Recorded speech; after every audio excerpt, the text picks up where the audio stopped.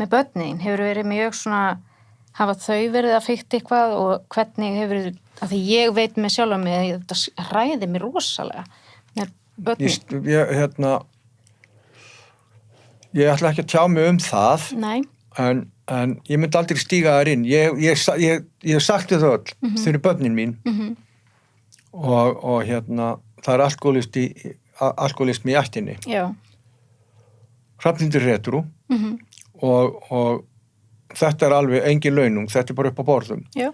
Ef þið byrjið að dópa eða drekka, þá eru bara næstu því 50% líkur á því að þið verðið alkar. Já. Nú hafið þið þessa vitneskju. Já. Gjörðu svo vel. Já. Þið byrja ábyrgð á okkur. Þegar að og ef þið lendið í vandræðum, þá vitið þið hvað þið þurfið að gera. Já. Þið getið talað við mömmu og pappa og leita hjálpar. En það þýðir ekkert að segja stay away. Nei. Ekki koma nálægt þessu. Það er bara, þau verða, það skiptir engu máli hvað þú segir. Nei. Börn og úlingar og ungt fólk fer sína leið. Já. Þau bara gera það sem þau gera. Já.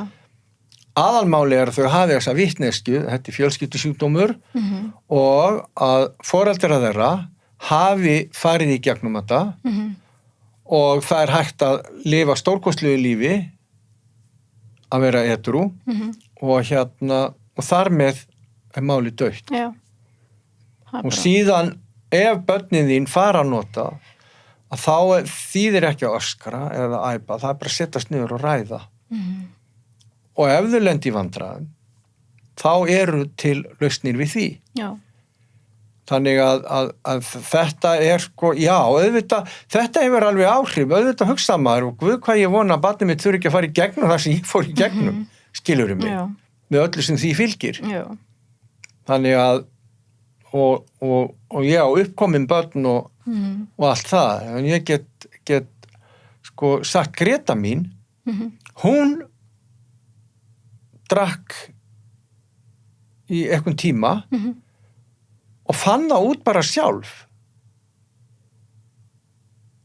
Þetta væri ekki, hún hringdi bara í mig, sagði pabbi, ég held ég sé alkoholisti og ég bara hætt. Hún bara hætti bara 17 ára eða eitthvað. Já, ok. Og hefur ekkert komið nálægt þessu síðan. Vá, það er magnað. Já. Geggjað.